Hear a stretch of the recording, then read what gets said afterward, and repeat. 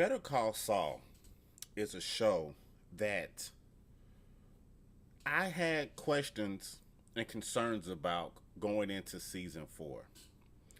And I had a lot of questions and concerns about this show going into season 4.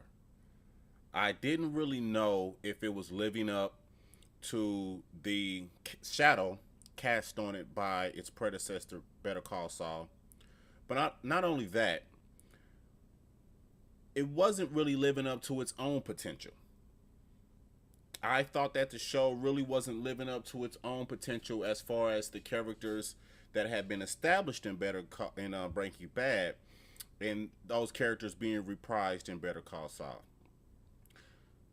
Up until season 3, I felt like that, and now I say that this show is living up to its potential.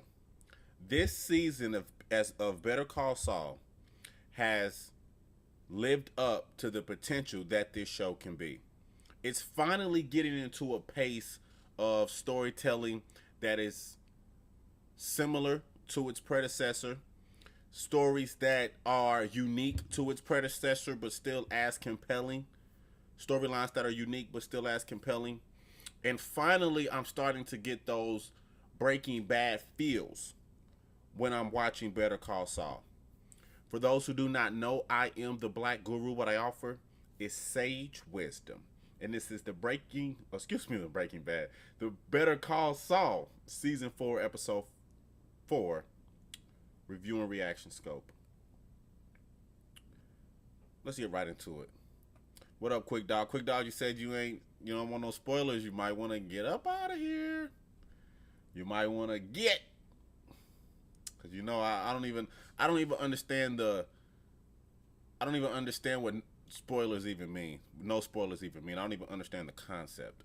Do they have the same writers? Yeah, they have the same writers. We start off this episode with a bit of a flashback of Mike building a little bit of a cement block for little Maddie, the little homie back in the day who they've been going to counseling, talking about. And then Mike starts off the episode by saying, y'all wanted me to talk, so I talked, right? Very Mike-centric episode. This episode was very Mike-ish, if you will. And I absolutely loved it. If you're a big fan of Mike, this was another great episode for him. Featured role in some of that classic Breaking Bad, Better Call Saul role for him. So I absolutely loved Mike this episode. And they're at this bullshit meeting. This little, I don't guess a sympathy group is what I'll call it. Sitting around this little sympathy group, having conversations about essentially bullshit as far as I'm concerned. So then we see a key of dope dropped off to some rival gang members that Gus was about to set up. So Gus sends this dope over to essentially set them up and kind of get a look at what they're doing, how they're made, and he's essentially setting them up.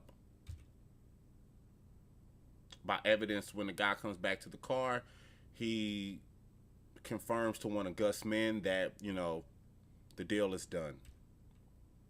I want to talk about Kim Wexler. This episode. And this season, Kim has been brilliant this season. She's been absolutely brilliant. I absolutely love Kim this season. She's been on point. She's been on fire with her acting.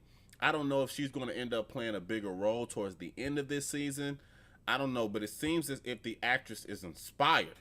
And I can sense it. I can sense her inspiration. And she's been absolutely masterful and wonderful in everything she's been in this season. I absolutely love it. So she's talking to Saul, who moments ago, before he was in here shaving, turned down a job opportunity. And then he turned down a job opportunity to work at a cell phone company as a store manager. And when Kim walks in and kind of asks him, hey, you may need to go get some help. Are you okay?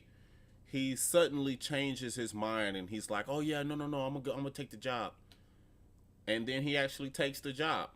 Inexplicably so, but he takes it. So then Kim comes to this courtroom to meet this judge. And she's just sitting in the courtroom. So the judge is like, what you doing here, Kim? Don't you got some shit you can be doing? She's like, no, I'm just watching. And he's like, well, come back to my chambers. Calls her back to the chambers and is like, hey, what are you watching for? What are you doing?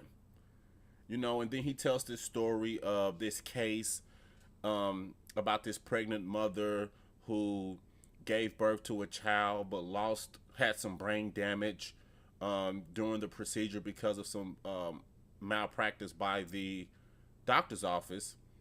And it was actually the story to a movie.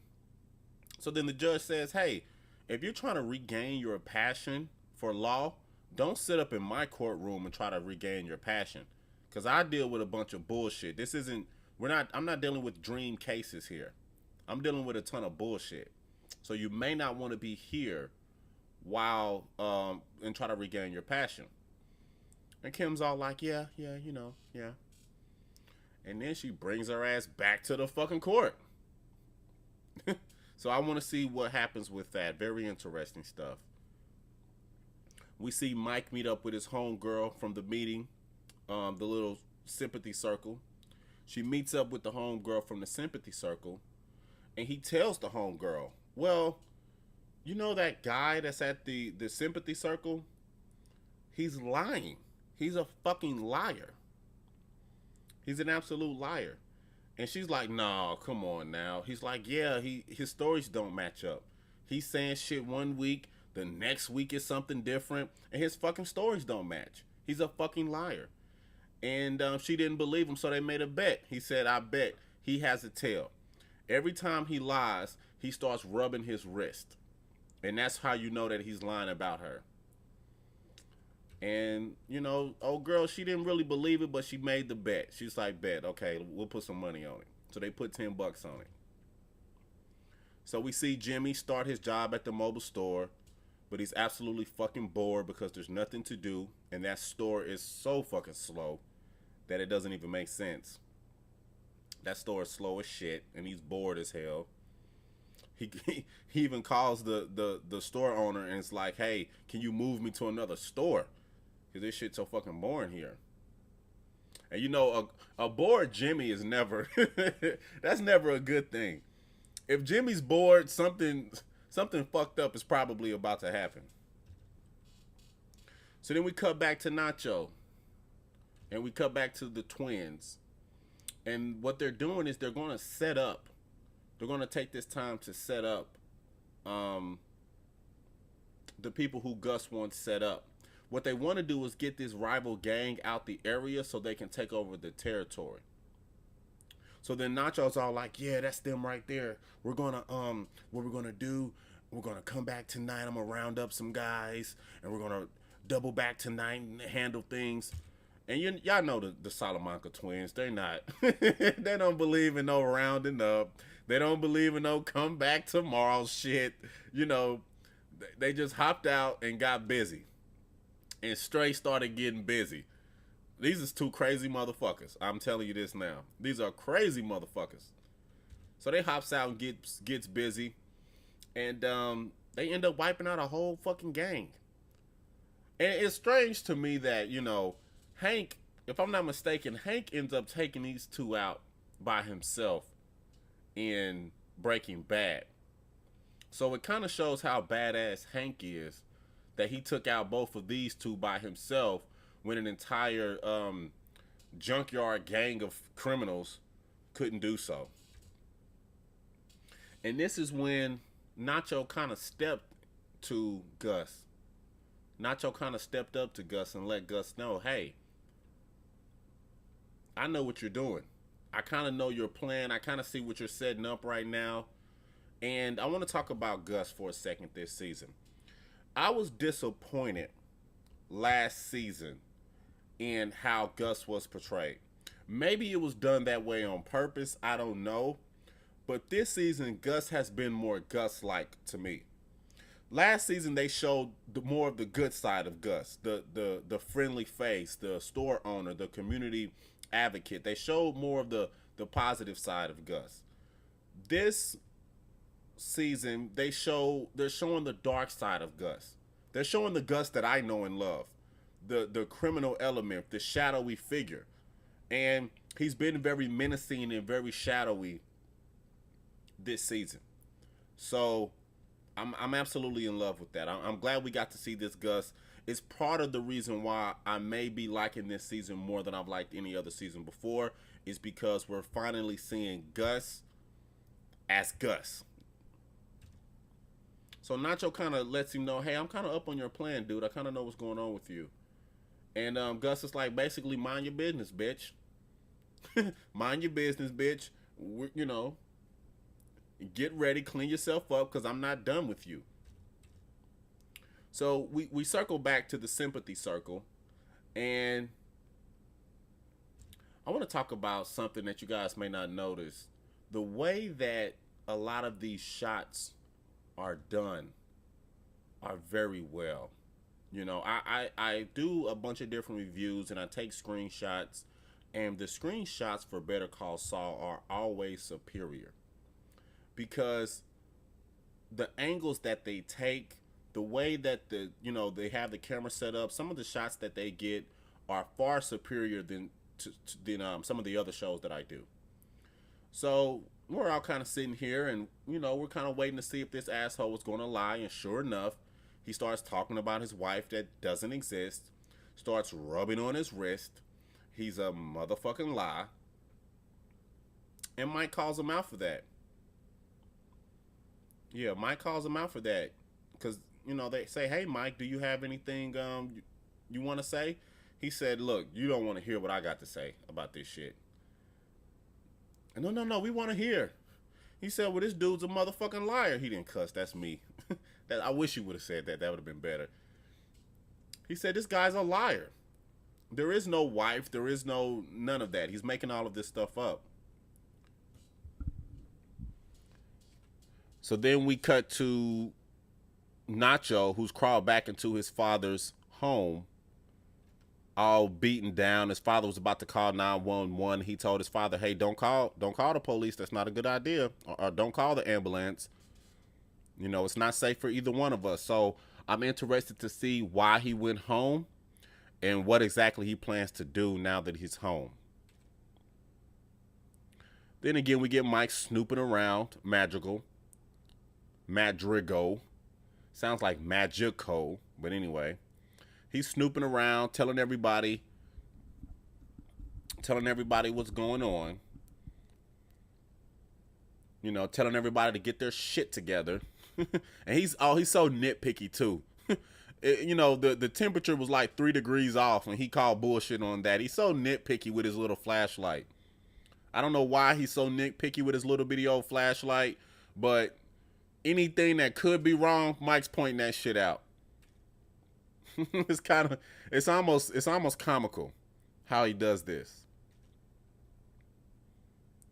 So Jimmy sneaks off from work because it's so slow, hollers at the dude that he did that deal with for the little robbery deal.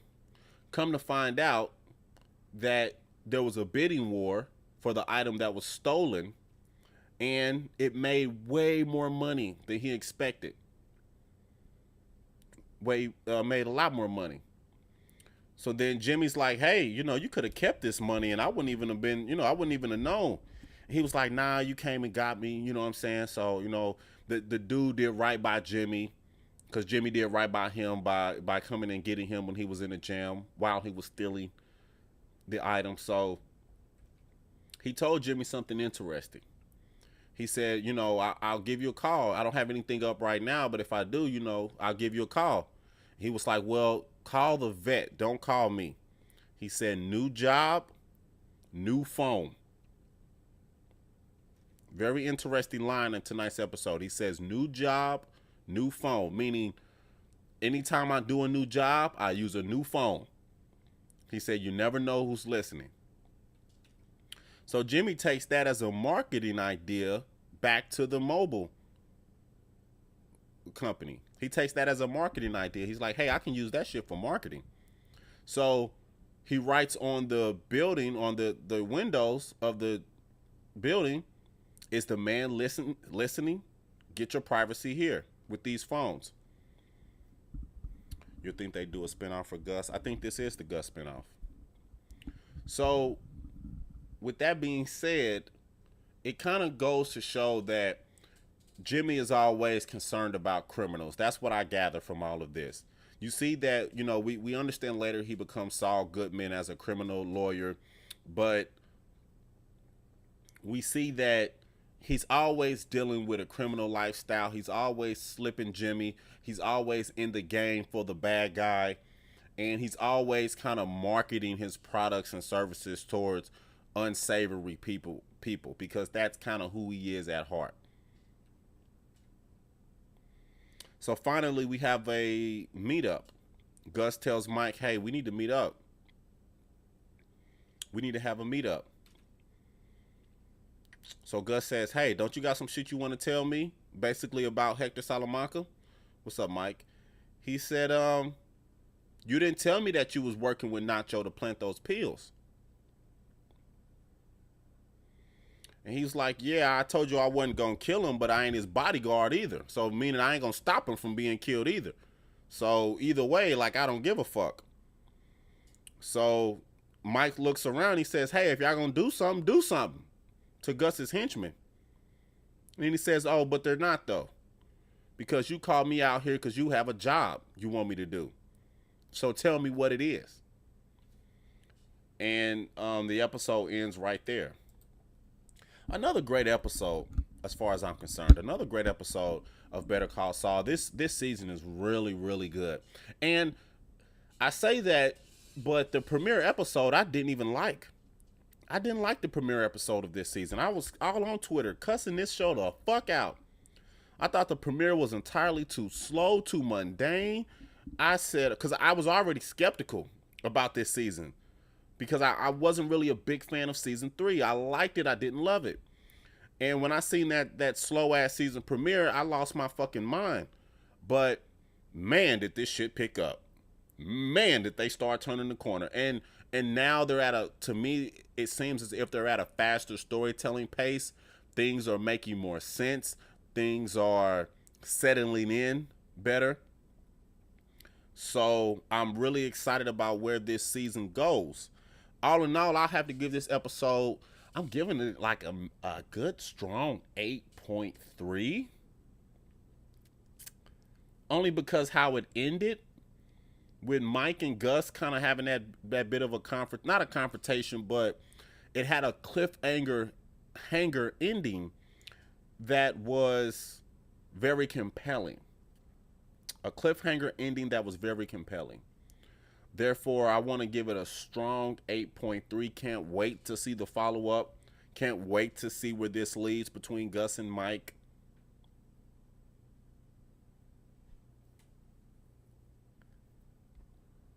And like I said, another strong episode from a show that I love and a season that's getting stronger as the episodes go by.